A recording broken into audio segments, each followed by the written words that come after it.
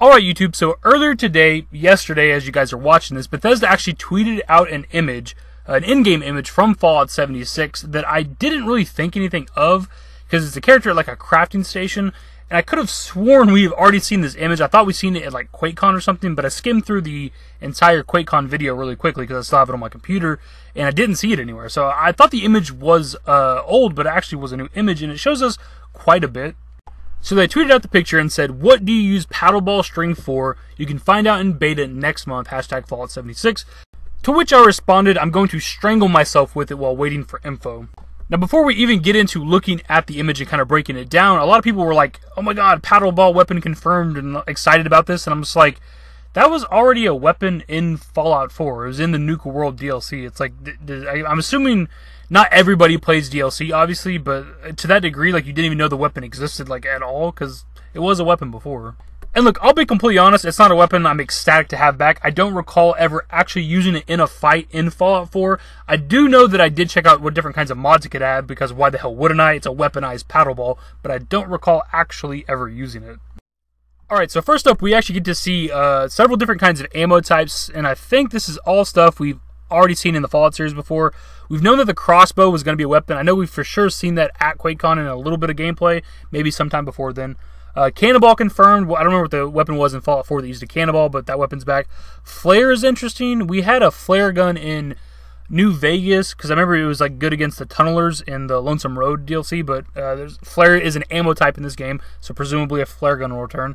The harpoon, when we did the video where we kind of broke down all the weapons we've seen throughout the trailers and stuff like that, we've seen a gun that looked like the harpoon gun from Far Harbor, and this confirms that the harpoon gun is returning. And then again, like I said, all this ammo is stuff we've already seen before, that we've seen in the series for a while. From there, if we look in the top left, it says, "Find gunpowder in the world to craft bullets.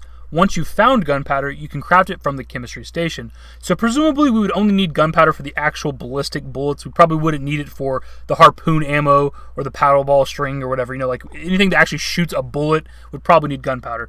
So I wonder where we find it at or how you find that, because you can mine materials in the world, in the game, but like lead and stuff like that, and probably other things you need for your settlements, but where exactly do you get gunpowder at? But what's interesting too is it says once you find gunpowder, you can actually craft it from the chemistry station. So presumably in your settlement, you go to the chemistry station, if you have the ingredients, whatever it might be, you can actually make gunpowder yourself, so you don't have to find it out in the world. So that's pretty interesting as well. This is actually some new info, because we know with the No Clip documentary, Jeff Gardner's talking about, I believe, the public workshops on the map, and he's just kind of giving an example of a resource that could be there. He mentions lead, and you use lead to craft bullets, but we never knew that we actually needed gunpowder as well to craft the ammo in the game, which makes sense if you're trying to be a realistic or immersive kind of a world or experience. You would also need gunpowder if you're making bullets. But again, this was new information because we did not know we needed that as well. From there, if we look up in the top right, we get a look at two different quests. This is the main quest right here. First Contact, it says find the Overseer's camp, and the second one, Miscellaneous, is get the supply drop. Now, I've seen some people online point out the supply drop thing, and they could have absolutely been joking, but they were like kind of like, "Oh my god, supply drop's confirmed." And for those of you that don't know, supply drops in Call of Duty are the loot boxes. So people are like, "Oh no, supply drop's confirmed." Again, you could totally be making a joke out of it, but you never know. Some people jump to conclusions and freak out before actually getting information. Trust me, these are not that. More than likely, it's like an event thing, or it's just a random miscellaneous quest, because for one, it's already under the miscellaneous category, so it could just be a random quest you get somehow in the world that's just like, hey, there's a supply drop over here that's been left by somebody or something, and you go over there and just get some decent loot out of it. Or it's an event that happens on the map, where it's like a supply drop will probably drop at a random location on the map, and everybody will get that alert to, hey, go get the supply drop, and it might be first come, first serve, or it could also be something that everybody can get.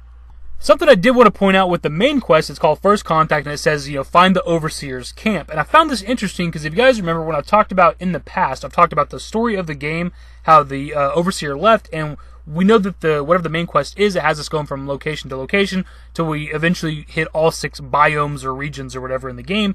And I had made a comment about how the part of the main quest might be us following the Overseer's trail, trying to figure out what happened to the Overseer. And this leans towards that. The fact that we are actually going to find wherever the Overseer's camp is at. And I presume once we get there, the Overseer won't actually be there. We just find like leftover stuff or maybe a note or, you know, holotape left by the Overseer telling us where to go next. So I think I was on the right track with the story. I still don't know what the hell we're doing though. From there, there's really only a few other things I want to point out. If you look to the left, you can see that ammo has weight. It's something we've known for a little bit now. I believe we learned about it from Pete Hines on Twitter, but there's a good chance some of you out there did not know this yet. But this sticks with, I don't know if survival mode in Fallout 4 did it, but for sure hardcore mode in New Vegas did. Ammo has weight, and it kind of fits with the survival aspect of Fallout 76.